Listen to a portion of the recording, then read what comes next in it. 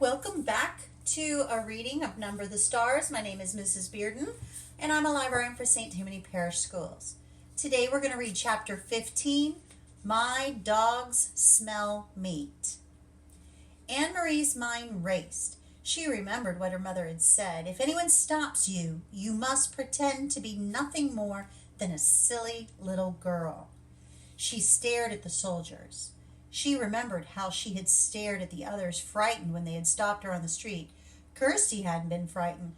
Kirstie had been, nothing more than a silly little girl, angered because the soldier had touched her hair that afternoon. She had known nothing of danger, and the soldier had been amused by her. Anne-Marie willed herself with all her being to behave as Kirstie would. "Good morning," she said carefully to the soldiers. They looked up at her and down in silence. Both dogs were tense and alert. The two soldiers who held the leashes wore thick gloves. "What are you doing here?" one of them asked. Anne-Marie held out her basket with the thick loaf of bread visible. "My Uncle Henrick forgot his lunch and I'm taking it to him. He's a fisherman." The soldiers were looking around. Their eyes glanced behind her and scanned the bushes on either side. "Are you alone?" one of them asked. Anne-Marie nodded. "Yes," she said. One of the dogs growled, but she noticed that both dogs were looking at the lunch basket. One soldier stepped forward, the other, and the two holding the dogs, remained where they were. "You came out before daybreak just to bring a lunch? Why doesn't your uncle eat fish?" What would Kirstie reply? Emory tried to giggle the way her sister might. "Uncle Henrick doesn't even like fish," she said, laughing. "He says he sees too much of it and smells too much of it. Anyway, he wouldn't eat it raw." She made a face. "Well, I suppose he would if he were starving, but Uncle Henrick always has bread and cheese for lunch." "Keep chattering," she told herself as Kirstie would. A silly little girl. "I like fish," she went on. "I like it the way my mother cooks it. Sometimes she rolls it in breadcrumbs and—" The soldier reached forward and grabbed the crisp loaf of bread from the basket. He examined it carefully. Then he broke it in half, pulling the two halves apart with his fists. That would enrage Kirstie, she knew. "Don't!" she said angrily. "That's Uncle Henrick's bread. My mother baked it." The soldier ignored her. He tossed the two halves of the loaf to the ground, one half in front of each dog. They consumed it, snapping at the bread and gulping it so that it was gone in an instant. "Have you seen anyone in the woods?" The soldier barked the question at her. "No, only you." Anne-Marie stared at him. "What are you doing in the woods anyway? You're making me late. Uncle Henrick's boat will leave before I get there with his lunch, or what's left of his lunch." The soldier picked up the wedge of cheese. He turned it over in his hand. He turned to the three behind him and asked them something in their own language. One of them answered "Nien" in a bored tone. Anne-Marie recognized the word. The man had replied no. He had probably been asked, Anne-Marie thought, "Do you want this?" or perhaps, "Should I give this to the dogs?" The soldier continued to hold the cheese. He tossed it back and forth between his hands. Anne-Marie gave an exasperated sigh. "Could I go now, please?" she asked impatiently. The soldier reached for the apple. He noted its brown spots and made a face of disgust.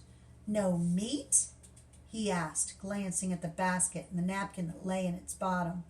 Anne-Marie gave him a withering look. "You know we have no meat," she said insolently. "Your army eats all of Denmark's meat."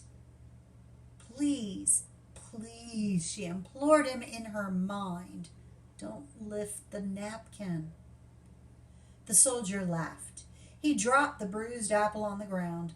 One of the dogs leaned forward, pulling at his leash, sniffed the apple, and snapped back. But both dogs still looked intently at the basket, their ears alert, their mouths open.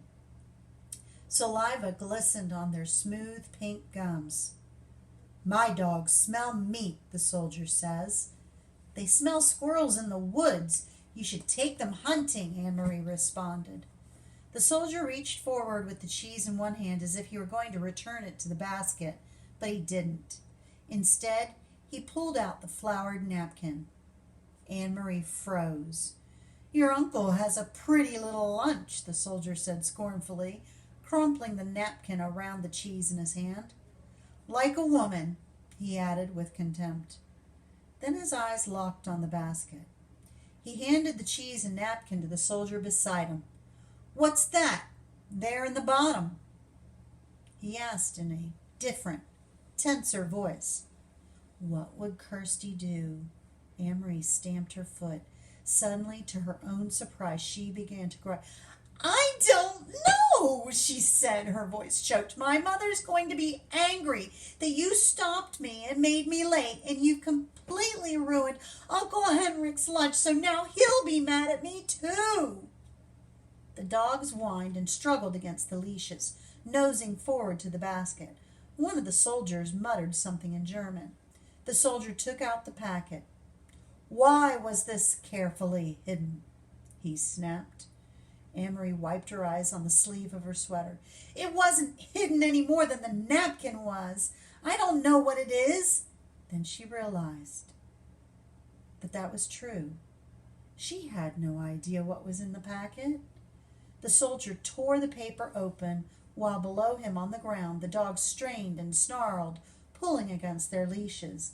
Their muscles were visible beneath the sleek, short-haired flesh. He looked inside, then glared at Annemarie. "Stop crying, you idiot girl," he said harshly. "Your stupid mother has sent your uncle a handkerchief. In Germany, the women have better things to do. They don't stay at home hemming handkerchiefs for their men." He gestured with the folded white cloth and gave a short, caustic laugh. "At least she didn't stitch flowers on it." He flung it to the ground, still half wrapped in the paper beside the apple. The dogs lunged, sniffed at it eagerly, then subsided, disappointed again. "Go on," the soldier said. He dropped the cheese and the napkin back into her basket. "Go on to your uncle and tell him the German dogs enjoyed his bread."